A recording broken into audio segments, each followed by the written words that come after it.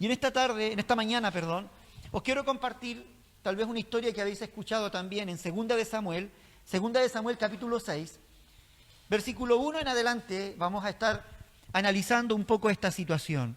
Segunda de Samuel capítulo 6, son desde el versículo del 1 al 23, pero vamos a leer solamente algunos. Narra una historia. David era un buen amigo de Dios, así como lo fue Abraham. David podía disfrutar de la confianza de Dios y Dios puso la mirada en él, apostó por él, y David siempre se preocupó de poder retribuir a Dios en la proporción que Dios, la confianza en la que Dios había confiado en él. Decía, él no quería fallar a Dios, tenía un corazón tierno para con Dios. Cada vez que se equivocaba, metía la pata, él lo primero que hacía era humillarse ante el Señor, humillarse ante Dios y restablecer, ¿no?, la comunión con Él. Y una de esas ocasiones es esta, la que estamos hoy, vamos a analizar por unos minutos, vamos a poder verla por algunos minutos. Dice, capítulo 6, Segunda de Samuel, capítulo 6, versículo 1 en adelante, David volvió a reunir a todos los escogidos de Israel, 30.000, y se levantó David y partió de Baala, de Judá, con todo el pueblo que tenía consigo para hacer pasar de allí el arca de Dios, sobre el cual era invocado el nombre de Jehová de los ejércitos que mora entre los querubines. Pusieron el arca de Dios sobre un carro nuevo y la llevaron a la casa de Abinadab, que estaba en el collado, y Usa y Ayo, hijos de Aminadab, guiaban el carro nuevo. Y cuando lo llevaban de la casa de Abinadab, que estaba en el collado, con el arca de Dios, Ahío iba delante del arca. Y David y toda la casa de Israel danzaban delante de Jehová con toda clase de instrumentos de madera de haya, con arpas, con salterio, pandero, flauta y címbalos. Cuando llegaron a la era de Nacón, Usa extendió su mano al arca de Dios y la sostuvo porque los bueyes tropezaban. Y el furor de Jehová, dice, se encendió contra Usa y lo hirió allí Dios por aquella temeridad. Y cayó allí muerto, junto al arca de Dios. Y se entristeció David por haber herido Jehová a Usa. Y fue llamado aquel lugar Pérez Usa, hasta hoy, que significa quebranto de Usa. Y temiendo David a Jehová aquel día, dijo, ¿cómo ha de venir a mí el arca de Jehová? De modo que David no quiso traer para sí el arca de Jehová a la ciudad de David, y la hizo llevar David a casa de Obed-Edom, Geteo, y estuvo el arca de Jehová en casa de Obed-Edom, Geteo, 3 meses, y bendijo Jehová, dice, a Obed-Edom y a toda su casa. David estaba consciente que tenía que recuperar algo perdido. Y ese algo perdido era el arca de Dios. En la antigüedad, en los tiempos de David, el arca de Dios representaba la presencia de Dios en medio del pueblo. Cuando el arca no estaba allí en Israel y estaba en otro lugar, ellos sentían que habían perdido la presencia de Dios. Y perder la presencia de Dios no solamente era algo simbólico, sino que era algo real. El pueblo quedaba desprotegido, desamparado, quedaban en un estado de vulnerabilidad frente a todo ataque de los enemigos. Perdían la confianza, además de eso, no tenían dónde adorarle, porque el arca era el lugar donde también el pueblo se reunía para adorarle, para alabarle, para tener comunión con él. Y David sabía que por causa de Saúl habían perdido el arca. El arca ya la habían perdido en la época de Saúl. Y él lo que quería era recuperarla, quería traer la presencia de Dios, quería tener un lugar donde ir a encontrarse con Dios y poder alabarlo, poder adorarlo. Él extrañaba esos momentos. En este momento, en esta época, David ya era rey de Israel, ¿vale? Ya era rey. Y su primer objetivo era traer el arca, devolver la presencia de Dios. Recordar que David tenía como fundamento, en todo lo que construía, su fundamento era la presencia de Dios. Él quería la presencia, amaba y sabía que de esa presencia y de esa comunión con Dios se edificaba todo el resto de la vida, algo que tú y yo tenemos que aprender y tenemos que valorar. Pero bueno, el punto es que David lo hace, se pone de acuerdo, dice que tiene gente escogida de todo Israel, busca un séquito bastante importante de gente adiestrada, de gente preparada, porque va a ir allí a buscar la presencia de Dios para traerla de vuelta al lugar que le correspondía, a Jerusalén.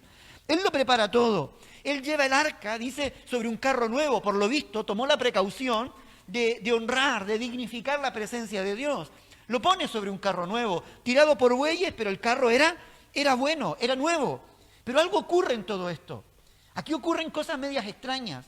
Porque mientras David traía el carro nuevo, tirado por bueyes, que lo venía cuidando Usa y su hermano, dice que los bueyes tropezaron. Y Usa extendió la mano para que no se cayera el arca, ¿no? Y no tocara tierra. Pero cuando él toca el arca, dice que poder de Dios salió y lo mata ahí mismo. Y uno dice, pero qué cosas más raras pueden ocurrir. Usa no tenía ninguna mala intención. Aquí, ¿qué es lo que pasó? ¿Por qué las cosas ocurrieron? ¿Por qué un momento de gozo, de júbilo, donde todos venían danzando, cantando, alegres, porque traían de vuelta el arca, ¿no? Y el arca la llevaban de vuelta a casa. De pronto todo se tuerce y lo que tenía que ser una celebración se transforma en un funeral. Se transforma en algo trágico. Es como muy extraño todo eso. El problema que aquí ocurre es que hay cosas que se hicieron mal. Hay cosas que se hicieron mal. Hay un dicho que dice que lo que empieza mal, termina mal, ¿no? Hay cosas que a veces tenemos muy buenas intenciones de hacer las cosas. A veces somos motivados por muy buenas intenciones. Aquí yo no veo en David una mala intención. No veo en David una rebelión, no veo en Usa una rebelión, no veo en ninguno de ellos un espíritu extraño, ¿no? Pero hicieron las cosas mal simplemente. Aquí no hablamos de gente buena o gente mala, sino gente que comete errores, que se equivoca porque no presta atención a determinadas cosas. Llevaban el arca sobre un carro nuevo, pero seguramente era imitación de la forma en que los filisteos u otros pueblos transportaban sus propios ídolos. Entonces, de alguna manera u otra, David se le va la olla, vamos a decirlo, e imita lo que los otros pueblos hacen. Vamos a construir un carro espectacular, vamos a poner unos bueyes, tal vez los más vigorosos, vamos a poner gente importante alrededor y para poder traer el arca. Hasta ahí suena bonito, pero hay cosas que hacen ruido. Había fiesta en medio de todo esto, había una celebración en medio de todo esto, ¿no? Había música, había danza, era un tiempo de alegría para David. Venía cantando, venían danzando, venían tocando música, ¿no? Iban transportando el arca. Y uno dice, ¿pero qué hay malo aquí? Hay varias cosas que parecen extrañas. Por un lado, Dios nunca había dicho que su arca, que su presencia, tenía que ser transportada por un carro, tirado por animales, sino que su presencia, su arca, tenía que ser cargada en los hombros de los levitas. El arca tenía 4 anillos, ¿no? 2 adelante y 2 atrás, por donde atravesaban unas varas, ¿no? Y esas varas servían para que 4 personas, 4 levitas la cargaran sobre sus hombros, entonces 2 adelante y 2 atrás, y pudiesen transportar el arca. El arca no fue diseñada o no estaba diseñada para ponerla sobre un carro, por muy nuevo que sea, por muy buena intención que haya. No, ese era un sacrilegio, esa era una falta de respeto, porque Dios no quería tener contacto con esos animales, ni con lo humano. Él quería ser honrado, quería ser dignificado por el ser humano. Aquí hay un tema de honra hacia Dios. Aquí hay un tema de dignidad. Dios es un Dios que quiere ser honrado, que quiere ser dignificado con tu vida. Y nosotros a veces, en vez de honrarlo, lo menospreciamos con nuestras acciones. No estoy hablando de malas intenciones, sino a veces movidos por la ignorancia o movidos por la tosudez, por nuestra dureza. A veces hacemos cosas, ¿no? Total, Dios me entenderá, total, yo no tengo ninguna mala intención, pero lo estás haciendo mal. Porque Dios quiere ser honrado con tu vida, y eso es lo que vamos a ver, cómo se le honra. Que Dios quiere ser exaltado en tu vida. Tu vida fue diseñada para honrarlo a Él. Eso es bonito. Efesios capítulo 1, versículo 6, dice que tú y yo fuimos creados para la alabanza de la gloria de Dios. Es decir, tú fuiste creado para honrarlo a Él. No fuiste creado para honrarte a ti mismo o a ti misma. No fuiste creado para honrar un sistema ideológico y defender una posición. Las ideologías pasarán y cambiarán, pero tú y yo hemos sido creados para honrar a Dios. Tu vida está diseñada para honrar a Dios. Tu cuerpo está diseñado para honrar a Dios. Tu mente está diseñada para honrar a Dios. Tu corazón está diseñado para honrar a Dios. Me voy explicando. Es decir, todo lo que no sea honrar a Dios está perdiendo su propósito en nuestra vida. Y por muy buenas intenciones que tengamos, y aunque nos intentemos cubrir dentro de la ignorancia o simplemente nuestra pseudo bondad, no, estamos fallando y no lo estamos haciendo bien. Y David comete ese error. Tuvo una buena intención y traía. Había júbilo, había alegría. Había alegría sincera en el corazón de David. Pero déjame decirte, la alegría, a mí es una de las cosas que me llama la atención, porque una de las excusas que nosotros tenemos siempre es, pero yo al menos me siento bien. Lo que estoy haciendo yo me siento bien. Me da paz, me da alegría. Estoy gozoso por lo que hago, ¿no? Estoy alegre con lo que hago. Me siento realizado con lo que hago. David se sentía realizado, pero lo estaba haciendo mal. Porque la vara de medir no tiene que ver caso yo tengo paz, si tengo gozo, si tengo alegría. La vara de medir en este caso es, ¿estamos haciendo lo que Dios quiere que hagamos? ¿Estamos honrando a Dios con lo que estamos haciendo? ¿Nuestra vida está glorificando a Dios? ¿Estamos cargando el arca como corresponde? ¿O simplemente lo estamos haciendo a nuestra manera, de acuerdo a nuestras leyes, de acuerdo a nuestras ideologías, de acuerdo a nuestra manera de pensar, ¿no? Para satisfacer nuestras propias necesidades personales y hemos perdido tal vez el norte de lo que es realmente honrar a Dios? Había fiesta, pero estos sentimientos no son garantía de que Dios esté de acuerdo con lo que estemos haciendo. No porque yo esté alegre, no porque yo tenga paz, no porque yo me sienta libre. Hoy por hoy hay mucha gente que se siente libre, pero ofende a Dios, pero no honra a Dios. Hoy por hoy hay mucha gente que se siente cómoda haciendo ciertas cosas, aún dentro de nuestras propias iglesias, nosotros mismos a veces. ¡Uy, qué cómodo me siento! Pero no está de acuerdo a lo que Dios demanda de nuestra vida. No tiene que ver con los sentimientos, o como tú y yo nos sintamos. Lo que Dios estaba enseñando y lo que le iba a enseñar a David es que él merecía toda honra. Dice que el ganado, los bueyes tropezaron. Una de las versiones dice que fueron derribados. ¡Wow! A mí eso me sorprendió porque la presencia de Dios, que es santa, me da la impresión, y podemos también, eso también cabe dentro del contexto, es que los bueyes no simplemente se tropezaron con una piedra o encontraron un hoyo y metieron la pata y por eso se cayó el arca. No. Que fue tanto el repudio de lo que Dios vio que aún los bueyes cayeron por la presencia de Dios allí. O tal vez hasta murieron por la presencia de Dios allí. No sé si me explico. Estoy pensando en una imagen de fiesta, de alegría, de gozo, y de repente los bueyes caen muertos. O son derribados allí. Y caen. Y todo el mundo pensando. Y junto con la caída de los bueyes cae el arca, el otro extiende la mano y cae también y muere allí. Es decir, de un episodio de jolgorio, de júbilo, donde todos creían estar haciendo lo correcto, de pronto hay muerte y hay destrucción. ¡Buah! Eso debe chocar, eso fue muy fuerte. El pecado de Usa, de alguna manera, lo que ocurre aquí, está graficando o está representando lo que estaba mal en el corazón de Israel. Lo que estaba mal en el corazón de su pueblo. Habían asumido que podían servir a Dios en sus propios términos. En sus propios términos y no en los suyos. Lo repito. Ellos habían asumido y creían que podían servir a Dios de acuerdo a sus propios términos. ¡Wow! Y eso es muy fuerte. Porque a mi manera, han escuchado esa canción, ¿no? A mi manera, muy famoso, ¿no? Y muchos creemos, y a veces creemos, que podemos servir a Dios a nuestra manera. Total, lo hago de buen corazón, total, no tengo mala intención. No estoy hablando aquí de mala intención ni de mal corazón. Aquí hay otra cosa que está implícita. Hay otra cosa que a veces encubre el buen corazón y la buena intención. Hay otra cosa. Hay otro espíritu en nosotros, hay otra intención que lo está encubriendo. Y es lo que hace este pueblo. Estaba acostumbrado y se había acostumbrado a servir a Dios a su manera. Y David cayó en el juego. David, conociendo la ley, quiso hacerlo de la misma manera como lo estaban haciendo los otros. David podría haber dicho, no, él siendo el rey, vamos a cambiar las normas, nada de carro nuevo, Dios se merece lo mejor, traer a los levitas que carguen el arca sobre su hombro.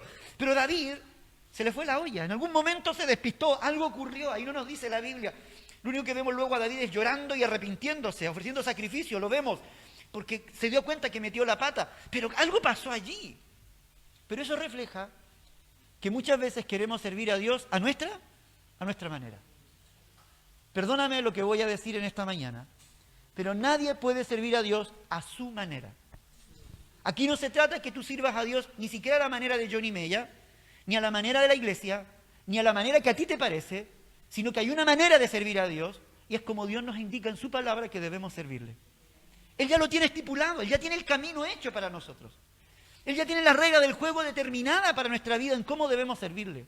Lo que a Él le agrada, lo que le desagrada, eso ya está claro en la palabra. Ahora que yo me guste o no me guste, esa es otra cosa. Pero eso está claro aquí en la palabra.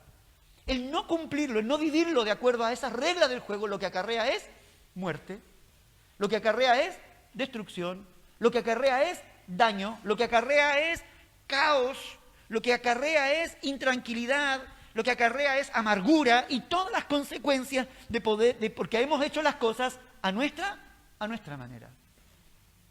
A nuestra manera. Y David se asusta con todo esto. Dice la palabra en el versículo 8 que se entristeció David, dice la versión Reina Valera del 60. Pero hay otra versión que me llamó la atención, que no me acuerdo si es la nueva versión internacional, y creo que hay varias otras, que dice que David se enfureció, se enojó. Es decir, le dio una pataleta de las buenas. Entonces, yo no sé si estos quisieron aquí un poco poner paños tibios, pero David termina enfurecido con lo que había visto. Ojo, que yo no sé si se enfureció con Dios por haberle castigado, o se enfureció con la situación y consigo mismo por haber metido la pata. Yo no sé si a ti te pasa que te enojas contigo mismo, ¿no? ¡Uy! ¿Quién me manda a mí a hacer tal cosa? ¿Por qué? ¿Me voy explicando? No tenía que haberlo hecho. Otra vez tropecé de nuevo y con la misma piedra, dice el otro corito por ahí, ¿no? Tropecé. Otra vez me volví a meter la pata. Por hacerlo a mi manera, por no obedecer, por no seguir las instrucciones, dejarme guiar por la masa, dejarme guiar tal vez por la influencia. Otra vez me volví a equivocar. Yo no sé si se enfureció consigo mismo o se enfureció con Dios y se enojó, pero se enojó, se puso mal. Señor, ¿por qué? Si lo quisimos hacer bien, porque también ocurre, ¿no? Si yo tenía buenas intenciones, si yo amaba, yo lo hice por amor, ¿no? Yo no lo hice porque yo creía que eso es bueno, Señor. Yo apruebo y desapruebo esto porque entiendo que es lo mejor. Aquí, y explicamos, y a veces nos enojamos con Dios porque Dios no aprueba lo que nosotros hacemos y pensamos que dándonos una buena pataleta y enojándonos con Él y ofendiéndole, vamos a lograr torcerle la mano. Pero eso no es así. Dios nunca le va a torcer la mano. Dios sigue siendo Dios. Te puedes enfurecer y enojar y decir tonterías contra Él, pero te estás dañando a ti mismo. Te puedes rebelar contra Él, pero te estás dañando a ti mismo, ya está, si es que pierdes uno. Yo no sé a qué se debió el enojo de David, o la tristeza de David.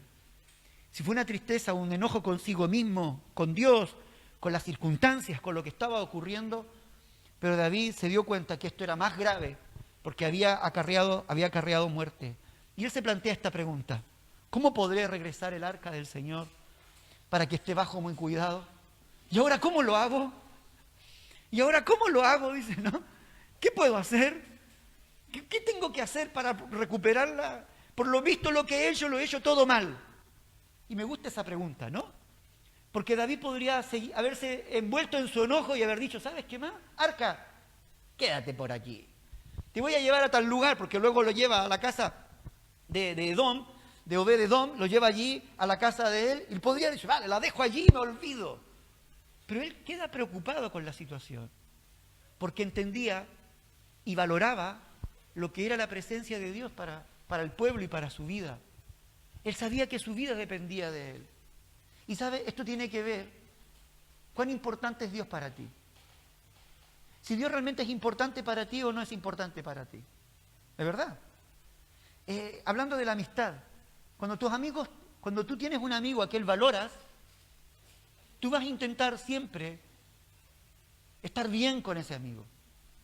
Y si te ofende o se ofenden, van a intentar siempre restablecer la comunión. Al menos eso ocurre a nivel de amistades, no sé, a nivel de familia. Su relación con Dios como que se había quebrajado, algo había ocurrido. Pero para él era importante restablecerla. Y pone a Dios arriba y dice, Señor, ¿qué puedo hacer? Se confundió. Yo veo a un David confundido por un momento. Coge el arca, dice la Biblia, la lleva a la casa de Obed-Edom, en el versículo 10, la deja allí, el arca, antes de llevarla a la ciudad de David, la deja allí y dice la Biblia que Dios bendijo la casa de Obed-Edom. David vuelve a su ciudad y recapacita. Empieza a pensar, le lleva unos días, tal vez unas semanas, hasta que de pronto le llegan las noticias que la casa de Obed-Edom, así se llamaba este hombre, es bendecida. Como que eso lo hace recapacitar. Yo no sé si David dijo, ¡buah! Dios no está tan enojado. Dios parece que no es tan furioso. Vamos a recuperar, vamos a hacer un esfuerzo, pero esta vez lo vamos a hacer bien, dice. Vamos a ir realmente por el arca. ¿Sabes por qué? Porque donde está Dios, hay bendición. Donde está Dios, hay prosperidad.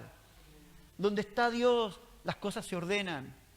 Donde está Dios, hay sanidad de relaciones, hay sanidad de las heridas, hay curación. Cuando hacemos las cosas a nuestra manera, no solamente es que nos alejamos de Dios y de su presencia, sino que acarreamos muerte y nunca superamos lo que tenemos que superar en nuestra vida. En cambio, cuando está Dios presente en medio de nosotros, las cosas cambian para bien, siempre para bien. Y repito, esto tiene que ver del valor que le damos a Dios.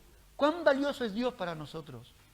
David, en medio de esta recapacitación, que yo le llamo un poco, ¿no?, de esto de ir a meditar qué es lo que había pasado, dice en el versículo 10 que el arca de Jehová estuvo en casa de Obed-Edom 3 meses y bendijo Jehová, versículo 11, perdón, y bendijo Jehová a Obed-Edom y toda su casa. Dios bendijo la casa. Y David, ¿qué es lo que decide luego? Ahora voy a ir a buscarla. Pero esta vez lo vamos a hacer bien. Y rápidamente, de verdad que lo prometo, 5 puntos que yo veo necesarios para poder que la presencia de Dios sea traída, sea devuelta a su lugar, al lugar que le corresponde, al lugar donde debe estar. El versículo 12 dice que David volvió. Entonces fue David y llevó con alegría el arca de Dios de casa de Obed-Edom a la ciudad de David. Es decir, uno de los requisitos, vamos a decirlo, o lo que a Dios le gusta es que hagamos las cosas con alegría. David, ¿por qué tenía alegría? Porque sabía que iba a recuperar algo valioso en su vida. Él le provocaba alegría recuperar su relación con Dios, recuperar la presencia de Dios. Era motivo de gozo. A Dios no le gusta cuando le buscamos sin alegría. No sé si a ti te gusta que alguien te vaya a visitar y esté todo el día, todo el rato que está contigo con la cara larga, mirando la hora, mirando el techo, mirando para todos lados, y esté sufriendo allí. Si yo a alguien veo así en mi casa, le digo, te doy un vasito de agua y después te puedes marchar, le digo, ¿no? Siéntete libre, no estás obligado a estar aquí conmigo, ¿no? Entonces, imagínense, con Dios pasa lo mismo. Dios le gusta estar con nosotros, porque Él puso su mirada en nosotros y nos escogió como amigos. Pero Él no nos obliga a que seamos sus amigos, ¿te das cuenta? Él no te dice, no, sé mi amigo, si no te van a venir las plagas de Egipto, y voy a agregar 2 plagas más para que te venga peor. No, Dios no es así. Dios dice, yo quiero que estés conmigo, pero que lo disfrutes. Que haya alegría, que vengas a pasarlo bien conmigo. Porque Dios no es un tostón, Dios no es una persona aburrida, Dios no viene aquí a poner carga, no. Él es fuente de gozo. La Biblia dice que el gozo del Señor es nuestra fortaleza. Él es fuente de gozo, Dios es alegría, es fuente de gozo para nuestras vidas. Entonces Él quiere que le busquemos con alegría, que nos dé gozo. De hecho, el salmista dice que tenemos que entrar por sus puertas con acción de gracia, por sus atrios con alabanza, dice, ¿no? Entonces, cuando él venía a la presencia de Dios, él no venía con la cara triste, diciendo, otra vez, y así como a la rastra, ¿no? Como cuando tiramos a los niños pequeños y vienen durmiendo los inviernos en la mañana, vienen así, durmiendo así. A veces algunos, bueno, ya no son pequeños, tienen bastante edad y vienen así a la casa del Señor. Ya tocará otra vez día domingo para cumplir esto, aquello, ¿no? Ya vamos a orar otra vez, De malas ganas, no. Dios no quiere una relación contigo de malas ganas. Si tú quieres gozar de la presencia de Dios, dale valor. Primero, valóralo. Y luego, una vez que le des valor, te va a alegrar. Porque cuando le damos valor a la presencia de Dios, nos alegra estar en su casa. El salmista David decía, prefiero estar un día en tus atrios que 1000 fuera de ellos. Imagínate. Mejor un rincón en la casa de Dios que todo el palacio de un rey. ¿Pero qué elegimos nosotros? El palacio del rey. Elegimos 1000 años lejos de Él. Y aún así, esos 1000 años nunca nos van a dar gozo y nos van a dar alegría. Todo el palacio del rey nos logra llenar nuestro corazón, nos logra satisfacer nuestra vida. Toda la riqueza y el oro del mundo no nos dan lo que Dios nos da en un segundo, lo que Dios nos da en un momento, lo que Dios nos da con un solo toque de su mano. No lo da nadie, solamente lo da Él. David venía con alegría, dijo, esta vez que sí, Señor, ahora te llevo para la casa, hoy día te vas conmigo, Señor, y vas a estar donde tienes que estar, y te tendré cerca para servirte, para adorarte, para contemplarte. Versículo 13, dice que dieron 3 pasos, dice, cuando empezaron a caminar con el arca. El arca esta vez sí la cargaron en los hombros. La gente adecuada le iba cargando. Dieron 3 pasos, dice, y sacrificaron, ¿no? Sacrificó un buey y un carnero engordado. Lo sacrificó. ¿Por qué lo sacrificó? El sacrificio nos habla de pedir perdón, de arrepentimiento. No podemos llegar ante el Señor con orgullo, con arrogancia, con altivez, poniendo nuestras reglas y nuestras condiciones. Señor, yo quiero servirte, pero estas son mi listado de condiciones. Nunca me voy a ir al culto a las 11 de la mañana, de la madrugada, los días domingos, porque es mi día de descanso. No, qué sé yo, estoy hablando tonterías, ya sé, a esta hora ya me empieza a afectar porque tengo poco azúcar y empiezo a hablar tonteras. Pero bueno, la cosa es esa, ¿no? Y venimos donde Dios le ponemos condiciones. No, Dios dice que tenemos que venir ante Él con arrepentimiento. David estaba contento porque venían los procesos y dijo, yo me arrepiento, Señor, de verdad, porque encontró dónde se había equivocado. Descubrió el motivo del por qué había perdido lo que habían perdido. Saúl perdió el arca por su falta de arrepentimiento, por su arrogancia. Él ya había perdido, Saúl, la presencia de Dios antes. Entonces él no iba a cometer el mismo error. 3 pasos, un buey, un carnero, sacrificio, sangre derramada. Señor, perdona nuestros pecados. Límpianos de toda maldad, te hemos ofendido, hicimos las cosas mal, Señor, nos hemos equivocado, recíbenos, pero vente para la casa conmigo, ¿no? Pero queremos habitar en tu presencia, reconociendo que la primera vez lo habían hecho muy mal. Versículo 14 dice, y David danzaba con todas las fuerzas delante de Jehová. Eso nos habla de una alegría, de un gozo, de una alabanza, ¿no? Vemos a un David entristecido, vemos a un David antes también danzando, pero tal vez más como una fiesta de celebración en el primer episodio. Pero esta vez yo veo a un David con todas las fuerzas de su corazón, con toda su mente, con todo su ímpetu, ofreciéndole a Dios la mejor alabanza, la mejor adoración que podían brotar de sus propios labios. Una de las cosas que a Dios le agrada es cuando tú le alabas. Y déjame decirte, Dios dice que tenemos que alabarle con todo. Por eso es que cantamos aquí en la iglesia, ¿eh? Pero alabanza y adoración no tiene que ver solo con cánticos, sino tiene que ver con una vida que está para alabarle. Lo que yo hago, que le honre. Lo que yo digo, que le honre. Me voy explicando. Qué diferente la primera vez, ¿no? Un David llevando las cosas de acuerdo a como hacían los filisteos, pero ahora haciéndolo a la manera de Dios, enfocado en Dios, que Dios sea realmente levantado, sea exaltado. Él se viste de efod y es una señal allí de asumir un rol sacerdotal para que Dios pueda recibir esa ofrenda de alabanza y de adoración que estaban que estaban ofreciendo. Es toda una estrategia, es toda una puesta en escena para poder hacerlo. Versículo 15 dice, así David y toda la casa de Israel conducían el arca de Jehová con júbilo y con sonido de trompeta. ¿Cómo lo visualiza usted? Esta es una verdadera fiesta. Una verdadera fiesta. La gente salía a mirar por las ventanas y decía, ¿qué están celebrando estos locos? ¿No? ¿Qué están celebrando estos locos? ¿Qué estaban celebrando? La presencia de Dios que volvía a casa. ¿A quién estaban honrando estos locos? A la presencia de Dios que venía a casa.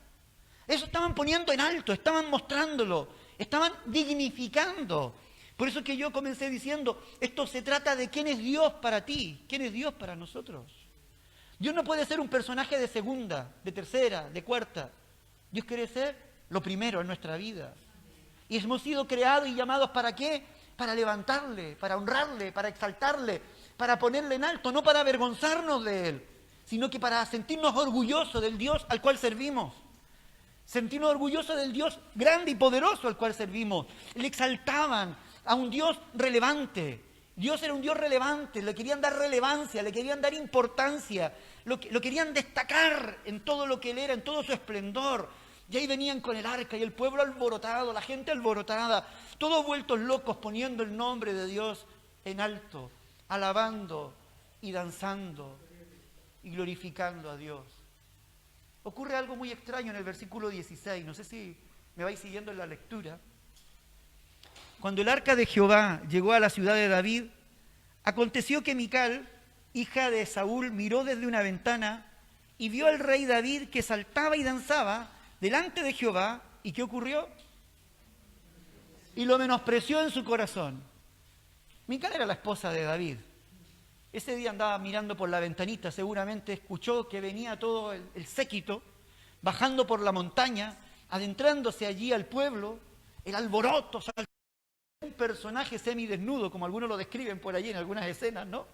Danzando como loco para allá, para acá. Y lo mira y dice, ya se ha pirado este David, ¿no?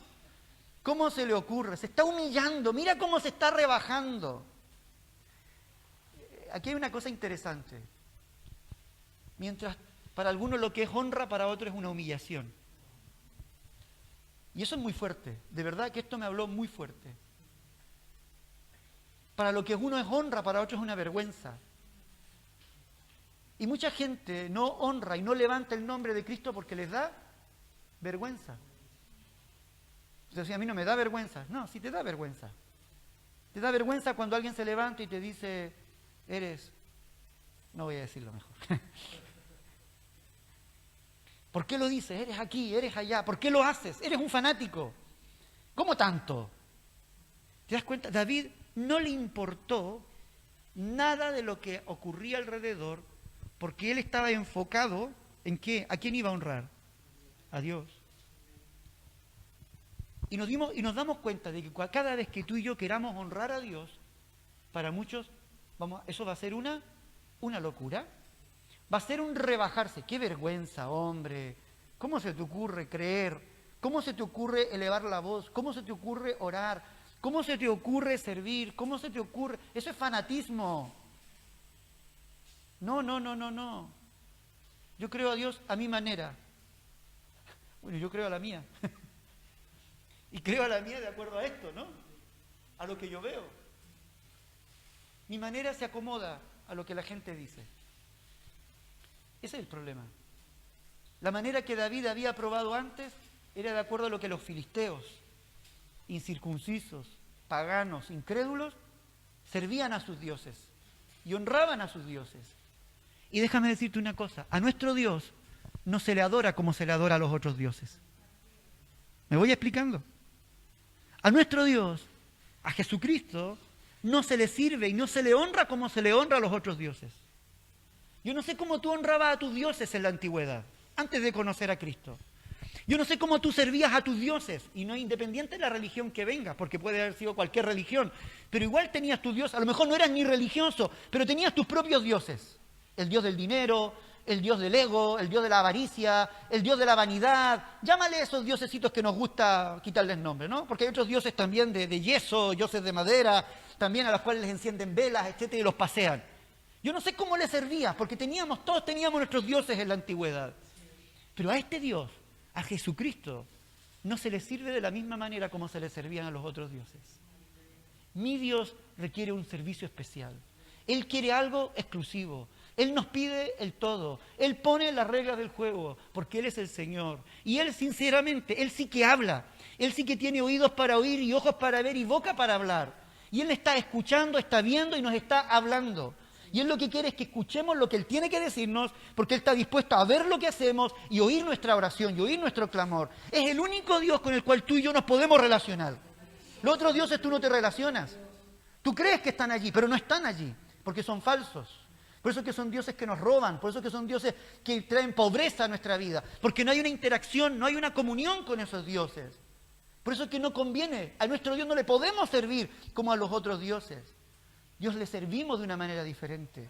Y David estaba sirviendo a Dios como él entendía que tenía que servirle. Como Dios quería que se le sirviese.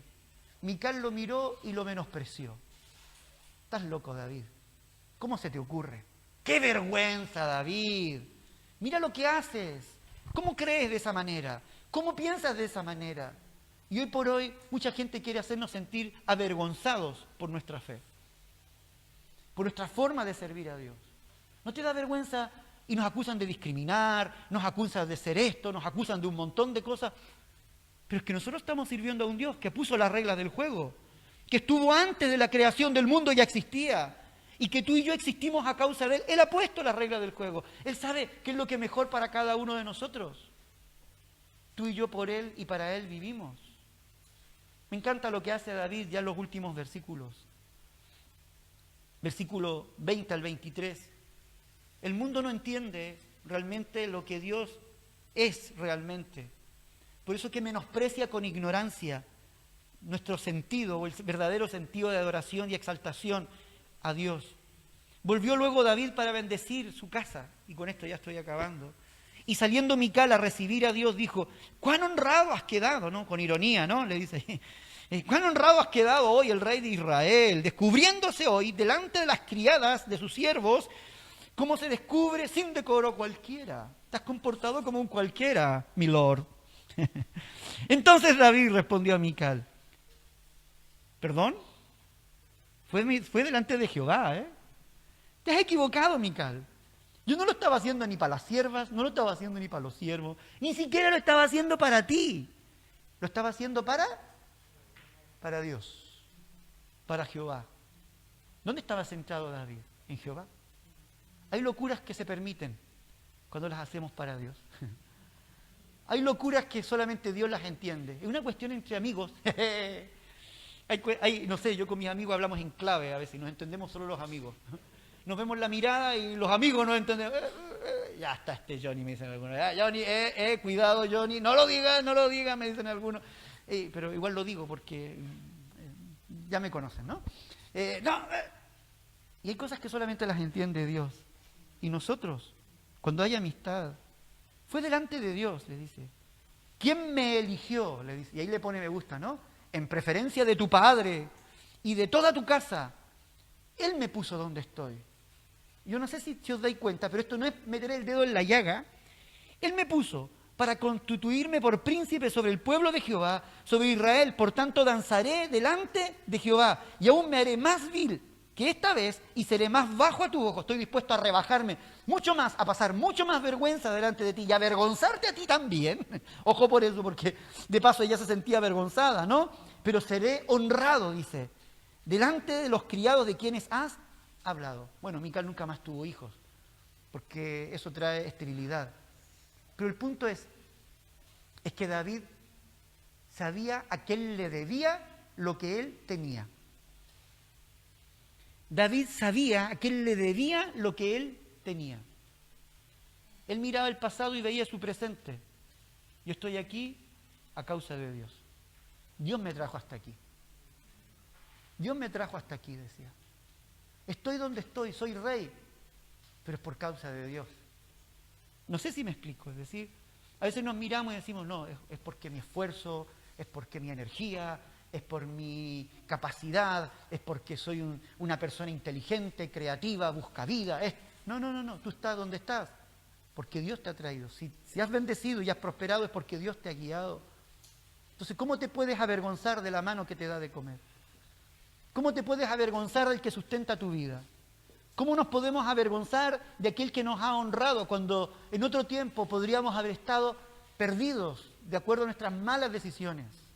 ¿Cómo yo me voy a avergonzar y me voy a sentir ridículo honrando al Dios que me ha dado la familia que tengo, el hogar que tengo, las oportunidades que tengo de servirle, de honrarle, que ha dignificado mi vida? En vez de avergonzarme, Él me ha honrado primero a mí.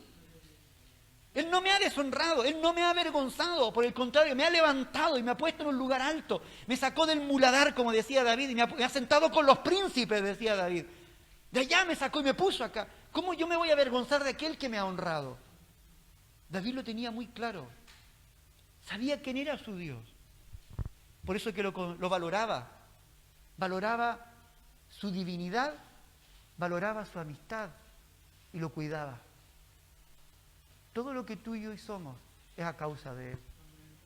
Por eso que Él se merece que lo levantemos. Y a mí no me importa levantarlo. Y el levantarlo tal vez me va a traer vergüenza. Algunos se avergonzarán. se incomodarán, pero yo lo levanto a Él. Algunos no lo entenderán, le llamarán locura, le podrán llamar fanatismo, le podrán llamar todo, pero no. Lo que a Dios se merece, a Dios se le da. La honra, la gloria y la alabanza. Así que en esta mañana, dos cosas. Tenemos que hacerlo a su manera. No pongamos la presencia de Dios sobre carros nuevos tirados por bueyes. No intentemos hacer las cosas y vivir un evangelio a nuestra manera, de acuerdo a nuestros estereotipos. Porque Dios quiere ser adorado de una manera diferente, no como adoramos en otra ocasión. Él quiere enseñarnos a adorar, a servirle y a honrarle, porque Él se lo merece, porque Él merece ser exaltado, porque Él se lo merece. Estemos de pie, levantemos nuestras manos al cielo si lo quieres. Pero yo te quiero desafiar una vez más. Te quiero desafiar a que le digas, Señor, quiero hacerlo a tu manera.